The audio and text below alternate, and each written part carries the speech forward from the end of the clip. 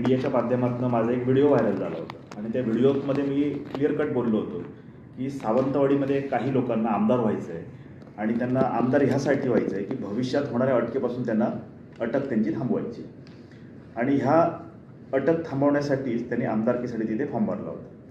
BJPने नुकतंच डिक्लेअर केलं, बंडखोर जो व्यक्ती आहे त्याला त्यातनं त्यांनी पक्षामधून काढलेला आहे, निलंबन केलं आहे 6 वर्षासाठी त्यांचं. तर तो ज्याला लँड माफिया जो आहे, ज्याला आमदार व्हायचा, हा दुसरा तिसरा कोणी नसून विशाल प्रभाकर परब ही व्यक्ती आहे. हे आज मी तुमच्यासमोर सांगू इच्छितो. महत्त्वाची गोष्ट ह्या व्यक्ती संदर्भात मी का बोलतोय, हा प्रश्न सगळे आलेत का? मी एक सर्वसामान्य व्यक्ती आहे, मी एक अभ्यासक संशोधक आहे, प्राध्यापक होतो आणि ह्या सगळ्या गोष्टी तुमच्यासमोर का मी मांडतो याला एक महत्त्वाची गोष्ट आहे. 2018 पासून विशाल परब यांच्या संपर्कात मी आलो, कारण माझी एक छोटीशी कंपनी आहे जी सर्वेसाठी काम करते आणि जमिनीचे व्यवहार असल्यामुळे सर्वे त्या ठिकाणी लागतो जमिनीचे व्यवहार असल्यानंतर. तर 2018 पासून 2023 पर्यंत विशाल परब यांची जी काही कामं असायची ती माझ्याकडे यायची. पण 2023 मला कळालं की बऱ्याचशा गोष्टींची अफरातफर यांच्या माध्यमातून होते, बऱ्याचशा गोष्टी चुकीच्या करतायत. त्यामुळे मी त्यांच्याकडे काम करणं बंद केलं आणि माझं एक बिल थकीत होतं मोठं. हेच बिल मी त्या दिवशी माझा व्हिडिओ लागल्यानंतर या पाठच्याच 2 दिवसात विशाल परब यांनी मला ते पाठवून दिले. म्हणजे जो व्यक्ती ह्यांच्या विरोधात बोलतो किंवा एखादी गोष्ट मीडियामध्ये मांडतो त्याला त्याचं बिल द्यायचं आणि शांत करायचं. त्यांना वाटत होतं की श्रीधर पेडणेकरांना पाठवलं म्हणजे श्रीधर पेडणेकर शांत बसतील आणि सगळ्या गोष्टी तिथेच शांत होतील. पण मी एक समाजसेवक आहे, लोकांच्या बाजूने आजपर्यंत मी उभा राहिलो. माझ्या एक फॅमिलीची हिस्ट्री आहे, शिक्षण क्षेत्रामध्ये माझी फॅमिली आहे. त्यामुळे माझं पण एक आहे की काही झालं तरी चालेल, जो मला संविधानिक अधिकार मिळालेला आहे त्या गोष्टीच्या माध्यमातून मी त्या गोष्टीसमोर लोकांसमोर आणणार, कारण लोकांचं होणारं नुकसान हे माझ्यासमोर दिसत होतं. आता व्यक्ती हा आमदार का होऊ इच्छितो याला पण अनेक कारणं आहेत. कारण ह्या व्यक्तीने आरोंदा असेल, गावतळे आहे, हुडा आहे, भटपावनी, नानोस, रेडी, सुकळघाट, तळेकरवाडी ह्या अनेक गावांमध्ये या व्यक्तीने जमिनीचे व्यवहार केले. त्याचप्रमाणे दोडामार्गमध्ये जर आपण गेलो तर दोडामार्गमध्ये सासोली असेल, त्याच्यानंतर शिरवल असेल, ह्या गावांमध्ये पण जमिनीचे व्यवहार झालेले आहेत आणि ह्या जमिनीच्या व्यवहारांमध्ये मोठ्या प्रमाणात एक अफरातफर या व्यक्तीने केलेली आहे. कारण कंपन्यांकडून याने करोडो रुपये, 1 करोड रुपयाला 1 एकर अशा प्रकारच्या कंपनीसोबत MOU झाले आणि शेतकऱ्यांना मात्र कवडीमोल भावाने त्यांनी जमिनींचा रेट दिलेला आहे. 5 लाख असतील, 10 लाख असेल, ह्या गोष्टी दिल्या. त्यामुळे मला ह्या सगळ्या गोष्टींची एक तीड होती की ज्या व्यक्तीसोबत मी काम केलं ते व्यक्ती अशा प्रकारे लोकांना फसवते. कारण आम्ही समाजात लोकांना न्याय देण्याचं काम केलं आहे आणि न्याय न देता लोकांना जर अशा प्रकारचं काम असेल तर ह्या व्यक्तीसोबत आम्ही राहू शकत नाही. हे मी ठाम केलं आणि काम सुरू केलं. त्यात जर एक बघितलं तर हा एक माझ्याकडे आता पेपरला 22 सप्टेंबर 2024 आताचीच आलेली ही एक बातमी होती. त्याच्यामध्ये तळेकरवाडी गावामध्ये विकास प्रभाकर परब, विकास हा विशालचा भाऊ, ह्या व्यक्तीने त्याच्या नावावर जमीन केली आणि जमीन कशी केली आहे तर त्याच्यामध्ये आणि फ्रॉड केला. ह्या फ्रॉड करून त्यांनी त्या ठिकाणी जमीन घेतलेली आहे, त्या शेतकऱ्याला पैसेच मिळाले आणि ती वृद्ध व्यक्ती होती, त्याला काही कळत नव्हतं. अशा व्यक्तीकडनं जमीन घेतली. तळेकरवाडी जो आहे हा समुद्र लागून पट्टा आहे, म्हणजे तिथला रेट पण जास्त असणार आहे. आणि ही जमीन नक्की कोणाशी व्यवहार करण्यात आला होता, कुठेही जमीन देणार असता साऊथचे ॲक्टर जे आहेत नागार्जुन आणि त्यांचे ग्रुप, तर ह्या व्यक्तींसोबत त्यांचे संबंध होते. तिथनं मोठ्या प्रमाणात त्यांनी अमाऊंट आणलेली आहे. आम्ही कंपनीसोबत पण कनेक्ट केलं आहे काही. त्यामध्ये विश्वसमुद्र नावाची एक कंपनी आहे. विश्वसमुद्र कंपनी म्हणजे त्या कंपनीचे जे डायरेक्टर आहेत ते आहेत येंडलोरी म्हणून, हे सर IPS राहिलेले आहेत 20 वर्ष. म्हणजे अशा लोकांना पण फसवण्याचं यांच्या माध्यमातून काम झालेलं आहे आणि ह्या सगळ्या गोष्टींचे प्रूफ माझ्याकडे आहेत. आम्ही असं म्हणत नाही माझी पूर्ण टीम, कारण माझ्यासोबत जो प्रसंग घडला, मी ह्या एक्स्ट्रीम लेवलला येण्याची एक गोष्ट आहे. मला एक मेडिकल इमर्जन्सी होती एप्रिलमध्ये आणि माझं थकीत जे बिल होतं ते मला बिल द्या मागणीसाठी मी गेलो. म्हणजे मरणाच्या दारात एक माणूस उभा आहे आणि मी पैसे मागतोय, मला पैसे द्या. त्या माणसाने 1ही रुपया मला दिला नाही आणि ह्याच गोष्टीची चीड होती की माझे जर पैसे त्या प्रसंगाला तो देऊ शकत नाही, मग सर्वसामान्य शेतकऱ्यासोबत त्याने काय अन्याय केले असतील. आणि ह्या सगळ्या गोष्टी बाहेर आल्या पाहिजेत, कारण असा व्यक्ती जर भविष्यात सावंतवाडी मतदारसंघात आमदार होतोय आणि जर झाला पुढे तर लोकांच्या असलेल्या जमिनी तो विकेलच. दुसरी गोष्ट, ह्याने पिस्तॉलसाठी मागणी केली. पिस्तॉलला मागणी केल्यानंतर त्याची मागणी नाकारण्यात आली कलेक्टरच्या माध्यमातून. त्याने कोकण कमिशनरकडे पुन्हा अप्लाय केला पुढे, तिथून पण त्याची मागणी नाकारण्यात आली. त्यानंतर 2 वेळा नाकारल्यानंतर हा हायकोर्टमध्ये पिटिशन करतो की मला पिस्तॉल पाहिजे म्हणून. हायकोर्टने त्याला पुन्हा सुनावलं की एक काम करा, पुन्हा जी प्रोसेस आहे ती सुरुवातीपासून सुरू करा, तिथनं तुम्ही मागणी करा.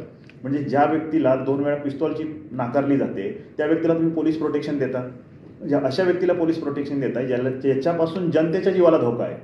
म्हणजे हे पोलीस प्रोटेक्शन योग्य आहे का? ज्या याने अनेक कंपन्या ज्या आहेत त्याच्यामध्ये दालमिया ग्रुप आहे, कपिल देव जे क्रिकेटर आहेत त्यांच्यासोबत पण त्यांचे संबंध मध्यंतरी आले होते. त्यानंतर लखानी ग्रुप आहे. त्यानंतर बघितलं तर विश्वसमुद्र कंपनी झाली, एक जैन नावाची व्यक्ती आहे हैदराबादची. त्यानंतर एरोस कॉर्पोरेट हाऊस दिल्ली, त्याच्यामध्ये अनिल सूत म्हणून जे आहेत तिथले डायरेक्टर, या संदर्भात त्यांच्याशी पण चर्चा मीटिंग करण्यात त्याची झाली. म्हणजे एकंदरीत ह्या सर्व लोकांसोबत मिळून त्यांना पण फसवलेलं आहे आणि खाली शेतकऱ्यांना पण फसवलेलं आहे आणि करोड रुपये ह्या माध्यमातून यांनी सिंधुदुर्गात आणले. आणि हे येत असताना पोलिसांचा याच्याकडे लक्ष नव्हता का? आज ह्या गोष्टीची चौकशी ईडी किंवा सीबीआयने केली पाहिजे होती, पण ह्या गोष्टीची चौकशी न करता हा मात्र खुलेआम माणूस फिरतोय, हा आमदारकी आज लढवतोय आणि अनेक चुकीचे गैरव्यवहार होत आहेत. मध्यंतरीत आपले नवीन जे आता खासदार जे झालेले आहेत नारायण राणे साहेब, तर ह्यांनी मध्यंतरी एक ब्राऊन शुगरचा विषय काढला. आता हा ब्राऊन शुगर काय प्रकार आहे ह्याची पण चौकशी झाली पाहिजे. म्हणजे ह्या ब्राऊन शुगरच्या माध्यमातून जनते हा नक्की ब्राऊन शुगर काय पहिली गोष्ट, आणि जर ह्या माध्यमातून जनतेचं नुकसान होतंय मग असा माणूस आपल्याला का पाहिजे त्या ठिकाणी आमदार म्हणून? म्हणजे हा उमेदवार जो आहे तो भोगसगिरी करतो, लोकांना तर फसवतोयच. काही लोक तर कोमात गेलेली आहेत त्यांची पेमेंट न मिळाल्यामुळे आणि ह्याच्या संदर्भात कंप्लेंट केलेल्या आहेत, पण कंप्लेंट करून देखील याची दखल घेतली जात नाही. मग याच्यावर वरदहस्त नक्की कोणाचं आहे? या सगळ्या गोष्टी का घडत आहेत याची दखल घेणं गरजेचं आहे. त्यानंतर बघितलं तर ह्यांनी अनेक प्रोग्राम हे पूर्ण सिंधुदुर्ग जिल्ह्यात केलेत. सिंधुदुर्ग जिल्ह्यात कमी प्रोग्राम नाही केले. ह्या प्रोग्रामचा खर्च जर पकडला तर एका प्रोग्रामचा 1-1 कोटी खर्च आहे. मग एवढे पैसे आले कुठून? या गोष्टीचा पण लक्ष देणं गरजेचं आहे.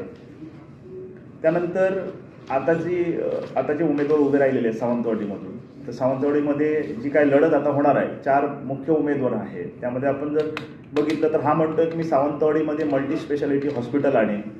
मल्टी स्पेशालिटी हॉस्पिटलचा जर विचार केला तर तो प्रस्ताव आधीच मंजूर झालेला आहे. मग हा नवीन कुठचा हॉस्पिटल आणतोय त्या ठिकाणी? त्यानंतर त्यांनी म्हटले मोती तलाव जे आहे त्याची डेव्हलपमेंट, ते मी मोती तलाव जे आहे त्या ठिकाणी दुबईसारखे फाउंटन्स लावणार आहे. आम्हाला आमच्या साध्या कोकणाचं साधे कोकणपणच पाहिजे. आम्हाला तुमची दुबई नाही करायची आहे. कोकणाला कोकणासारखं राहू द्या आणि दुबईला दुबईसारखं राहू द्या. त्यामुळे आमच्या कोकणाचा मोती तलावचा डेव्हलपमेंटचा जो प्रस्ताव आहे तो पण सँक्शन झालेला आहे. कदाचित ह्या इलेक्शन नंतर त्या गोष्टी सुरू होतील. मग हा नक्की कुठचा मोती तलावच्या डेव्हलपमेंटच्या गोष्टी करतोय? त्यानंतर त्याने इंटरनॅशनल क्रिकेटचं ग्राउंड बनवेल. आपला कोकणातले जे शेतीच्या जमिनी आहेत आणि डोंगराळ भाग आहे, हा जर वर खाली जर पकडला तर एक फ्लॅट आपल्याकडे लँड कधी मिळत नाही एवढ्या मोठ्या प्रमाणात. आणि त्या ठिकाणी शेतकरी आणून ती क्रिकेटचं जर इंटरनॅशनल ग्राउंड बांधलं त्या ठिकाणी, तर त्याच्यामधून आम्हाला जो रोजगार आहे शेतकऱ्यांना काय हे होणार आहे, मिळणार आहे, या गोष्टीचा विचार करावा लागेल. त्यानंतर आडाळी MIDCचा हा विषय म्हणतोय, तिथे मी रोजगार आणणार आहे, आडाळी MIDCचा प्रश्न मिटवणं. आडाळी MIDCचा तुम्हाला सांगतो प्रश्न मिटलेला आहे, त्याचं पण सँक्शन मिळालं आहे. तिथे लाईट आणि पाण्याचा जो काय प्रस्ताव आहे तो गेलेला आहे, ते पुढच्या 2-4 महिन्यात होऊन जाईल, ती पण मिळेल. म्हणजे जी कामं पहिल्या जी काय आमदार मंडळी होती त्यांनी जी केलेली आहे तीच मी नवीन करेन म्हणून पुन्हा लोकांना सांगून तो तिथे त्यांच्याकडून एक सहानुभूती मिळवण्याचं काम करतोय. आणि सहानुभूतीचा महत्त्वाचा जर एक मुद्दा बघितला तर विशाल परब यांनी 30 तारीखला या 30 ऑक्टोबरला एक स्टंट केला मोठा. आणि हा जो स्टंट असा होता की त्यांनी स्वतःच तो स्टंट घडून आणला आणि त्या स्टंटच्या माध्यमातून सहानुभूती मिळवण्याचं काम केलं. सावंतवाडी रेल्वे स्टेशन जे आहे मळगाव, तिथून ते सावंतवाडीच्या दिशेने निघाले होते. रात्रीची गोष्ट आहे आणि त्या ठिकाणी त्यांच्या गाडीवर कोणीतरी हल्ला करण्याचा केलेला आहे आणि माझा त्यातनं थोड्याच गोष्टीमुळे माझा जीव वाचला आहे, अशा प्रकारची खोटी स्टेटमेंट ही पोलिसांना त्यांनी दिली. त्यानंतर पोलिसांनी तपास केला. तपासांती असं समजलं की ही जी व्यक्ती आहे ते दुसऱ्या कोण नाही, झारखंडमधली व्यक्ती आहे आणि ती कणकवली ह्या ठिकाणी चिरेखाणीमध्ये काम करत होती. पण दुसऱ्या दिवशी अशीच एक वेगळी न्यूज आली. जे शिवसेनेचे एक नेते आहेत तिथले संजू परब म्हणून, त्यांनी एक मीडिया प्रेस घेतली. ते प्रेसच्या माध्यमातून सांगितलं की ही दुसरी तिसरी व्यक्ती कोण नव्हती तर विशाल परब यांच्या गार्डनमध्ये काम करणारीच व्यक्ती होती. त्यालाच पोलिसांना पकडून दिला आणि त्यांनी स्टंट केला. म्हणजे हा व्यक्ती स्टंट करण्यात पण खूप एक्सपर्ट आहे. त्यांनी सहानुभूती मिळवण्यासाठी हा मोठा एक स्टंट केला होता. जर विशाल परब यांचे साऊथच्या लोकांशी संबंध आहेत, मला वाटतं ॲक्टर आहेत बरेचसे, त्याचप्रमाणे ह्यांना स्टंटबाजी करावीशी वाटते इकडे. म्हणजे मी स्टंट करून लोकांची सहानुभूती मिळवेल आणि त्यातनं मला जास्त मताधिक्य मिळतील आणि मी निवडून येईल. पण हा सगळा प्रकार जो आहे ते कोकणच्या जनतेला समजलं पाहिजे. सावंतवाडी मतदारसंघामधील लोक ही जागरूक झाली पाहिजे की आपल्याला असा उमेदवार भविष्यात पाहिजे आहे का, ज्याने अनेक चुकीच्या गोष्टी केल्या. हा व्यक्ती 6 स्टार हॉटेल असेल, दिल्लीमध्ये असेल तर शंग्रीला हॉटेल असेल, T24 हॉटेल असेल, अशा हॉटेलमध्ये थांबतो आणि कुठचे गैरव्यवहार त्या ठिकाणी घडतात. म्हणजे असा व्यक्ती जर भविष्यात आमदार म्हणून आला तर सावंतवाडी जनतेसोबत गैरव्यवहार करणार नाही का? म्हणजे हे प्रश्नचिन्ह आहेत माझ्यासमोर. आणि अनेक गोष्टी आहेत. तो इथे पण येऊन थांबत असतो, अनेक गोष्टी चुकीचे गैरव्यवहार घडत असतात. त्यामुळे विशाल परब ही व्यक्ती जर सावंतवाडीमध्ये जर त्या ठिकाणी तो आमदार झाला तर बरेच चुकीच्या गोष्टी घडतील. त्याचप्रमाणे जे जे लोक विरोधात जातात किंवा बोलतात त्यांना तो शांत करायचं काम करतो किंवा काही गोष्टी बाहेर येत असेल तर दाबण्याचा प्रकार करतो. तर त्याने असाच एक प्रकार केला. त्याने जो व्यवहार नागार्जुन आणि ग्रुपसोबत जो झाला होता त्याचा एक मध्यस्थी व्यक्ती होता. त्या मध्यस्थी व्यक्तीला शांत करण्यासाठी त्यांनी एक मोरिया मोटर्स मुंबईची आहे त्या मोरिया मोटर्समधनं MH47W नावाची गाडी त्याने त्या ठिकाणी BMW कार एक त्यांना व्यक्तीला गिफ्ट दिली. 50-60 लाखाची गाडी असेल ती. त्या गाडीचे फोटोज पण आपल्यासोबत आहेत त्या व्यक्तीला जी दिलेली गाडी जी आहे ते. आणि त्या व्यक्तीला शांत केला. म्हणजे ही नागार्जुनपर्यंत गोष्टच पोचली नाही की याने आपल्यासोबत गैरव्यवहार केलेले आहेत आणि खोटे पेपर बनवले आहेत बऱ्याच ठिकाणी. ते पण प्रति आपल्यासोबत आहेत. त्याचनंतर काही ठिकाणी जायचा काही ठिकाणी राहायचा गैरव्यवहार व्हायचे.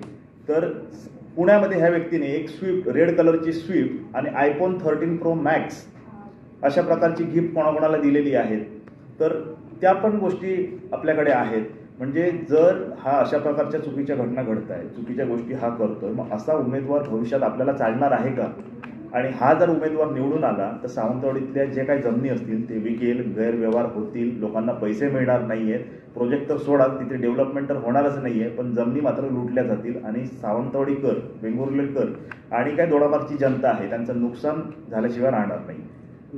पेडणेकर सर, 4 उमेदवार उभे, त्यापैकी एक हेच होता. बरोबर.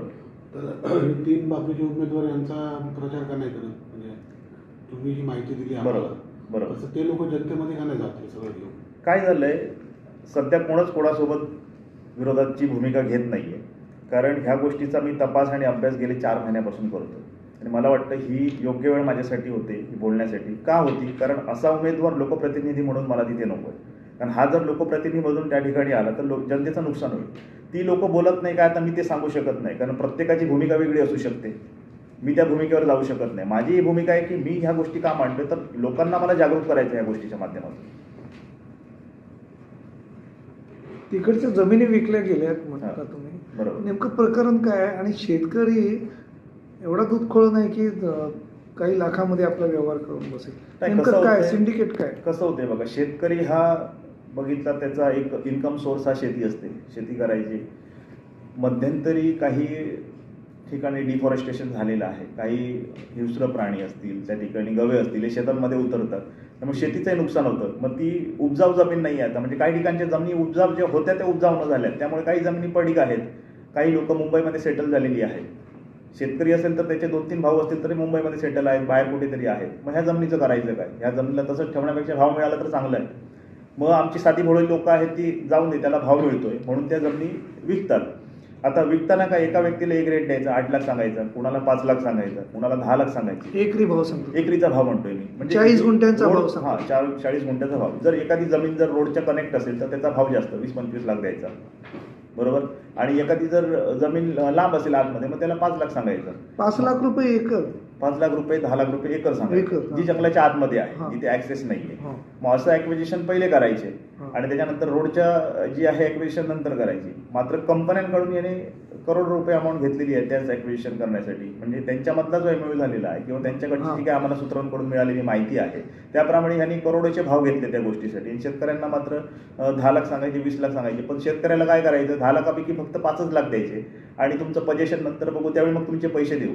म्हणजे आता पजेशनचा हा काय प्रकार आहे? पजेशन पुन्हा हेच घेणार आहेत त्यांची माणसं आणून तिथे, आणि शेतकऱ्याला मात्र 5च लाख मिळाले. म्हणजे व्यवहार झाला 20 लाखाचा, दिले 5 लाख, तिथे कुठेही साठेखत नाही, काही गोष्टी नाहीत. म्हणजे ऍक्च्युअल जे करार झाले पाहिजेत ते नाही आणि साठेखत करार झालेलं नाही आणि डायरेक्ट त्यांनी केले. आता हा प्रकार तोच आहे. हा जो प्रकार मी तुम्हाला दाखवला त्या गोष्टी साठेखत नसताना डायरेक्ट नावावर झालेल्या आहेत गोष्टी. बघा, एखाद्या गावामध्ये जमीन घेतली तर ग्रामपंचायतीला कळतं, ग्रामपंचायतीमध्ये ग्रामसेवक आला, त्याच्यानंतर सरपंच आला, बरोबर, पोलीस पाटील आला, बरोबर ना, तलाठी आला, कोतवाल आला, त्याचा नायब तहसीलदार आला, सर्कल आला, तहसीलदार आला. ही चेन आहे सगळी, बरोबर ना.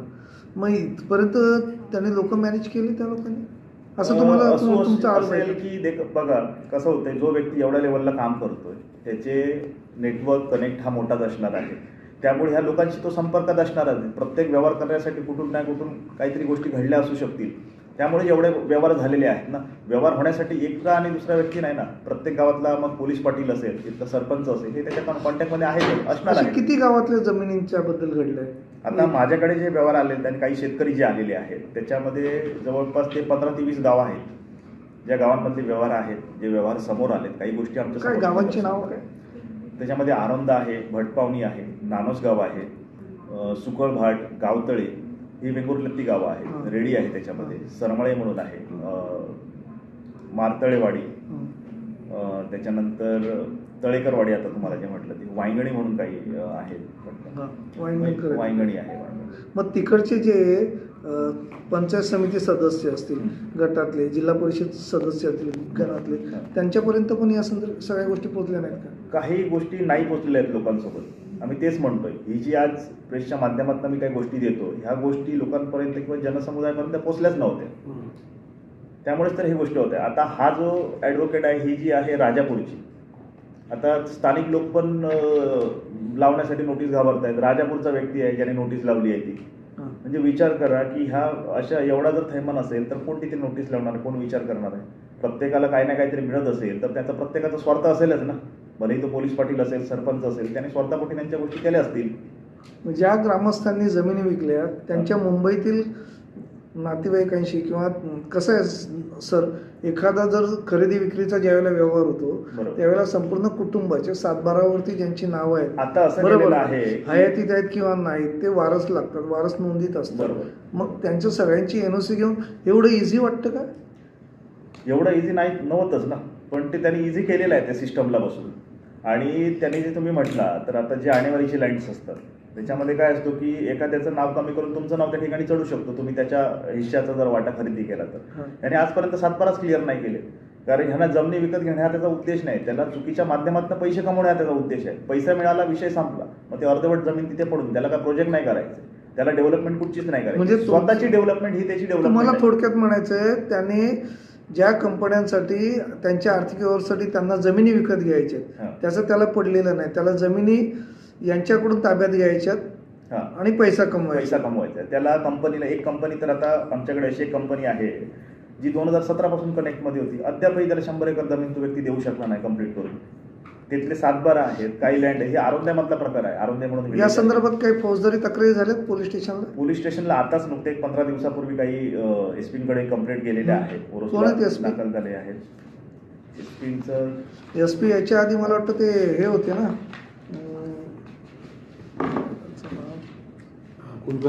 राजेंद्र दाभाडे होते ना. हां, त्यांच्याकडे गेलेलं आहे. आणि विषय आहे की अशा दाखल झालेल्या आहेत गुन्हे, पण याची दखल का घेतली जात नाही. आता एसपी सौरभ कुमार अग्रवाल काय? हां, ते आहेत. आता दाभाडेंच्या काळामध्ये पण काय असं घडलं का? नाही, त्यांच्या काळामध्ये अशा गोष्टी नाही घडलेल्या आहेत. नाही घडल्या. हे सगळं किती दिवसात घडलं, किती महिन्यात? हा जो प्रकार आहे ते जवळपास 2 वर्षापासून चालू होता. बऱ्याचशा गोष्टी 2-4 वर्षापासून. पण हा जो उघडकीस आलेला आहेत गोष्टी ह्या समोर, हे 4 ते 5 महिन्यात या समोर आलेल्या आहेत गोष्टी. आणि ह्या व्यक्तीने कसे पैसे आणले, कारण हा सर्वसामान्य व्यक्ती 2017-16चा जर विचार केला तर ह्याची संपत्ती काय होती आणि आजचा जर विचार केला तर या व्यक्तीची संपत्ती काय आहे. म्हणजे ज्याचे व्यवसाय काहीच नाही, व्यवसाय काय फक्त जमीन विकणे. हा व्यक्ती सांगायची माझे क्रशर आहेत. आता क्रशरचा जर एक मुद्दा घेतला तर एका क्रशर व्यावसायिक जो होता, स्टोन क्रशर, तर तो व्यवसाय वेत्यामध्ये क्रशर चालवायचा आणि त्या वेत्यातल्या क्रशर व्यावसायिकाने त्याचा क्रशर प्लांट घेऊन जाण्यासाठी सांगितला, मी घेऊन जातोय म्हणून. आता तो व्यावसायिक आहे तिथला, याने त्याला फक्त जमीन अरेंज केली होती, त्या संदर्भातले पैसे असतील ते काही ते घेतले होते. आता जर तुम्ही क्रशर उचलला तर मी तुम्हाला उचलायला देणार नाही, मी इथला डॉन आहे, ही जी भाषा आहे ती, मी इथला डॉन आहे, त्याच्यामुळे मी तुम्हाला क्रशर न्यायला देणार नाही. या संदर्भात त्यांनी पोलीस स्टेशन सावंतवाडी या ठिकाणी कंप्लेंट केली आणि त्यांचा क्रशर प्लांट घेऊन गेली. सावंतवाडीतील मतदार आहेत त्यांना तुम्ही काय आव्हान कराल या माध्यमातून? मी सावंतवाडीच्या जनतेला आवाहन करू इच्छितो की अशा प्रकारचा उमेदवार आपल्याला नको आहे. ह्या ज्या चुकीच्या घटना ज्या काय घडत आहेत आणि असा जर उमेदवार भविष्यात त्या ठिकाणी आला तर जनतेची लूट झाल्याशिवाय राहणार नाही. त्यामुळे आपल्याला असा उमेदवार द्यायचा आहे, तुम्ही निवडायचा आहे कुठचा योग्य उमेदवार त्यामध्ये आहे. ज्या उमेदवारांनी आपल्याकडे जर काम केलं असतील, आधीचे जे उमेदवार उभे आहेत त्यामध्ये पण काही उमेदवार आहेत ज्यांनी अगोदरपासून आमदार राहिले, 2 उमेदवार आहेत त्यामध्ये आमदार राहिलेले आहेत. तर जनतेने विचार करायचा की असा कुठचा चांगला उमेदवार आहे ज्याने आपलं काम केलेलं आहे, भविष्यात खरोखरच आपल्याला याचा फायदा होऊ शकतो, तर असा उमेदवार निवडून द्या जो जनतेचं भलं करेल. धन्यवाद. समजा तर आज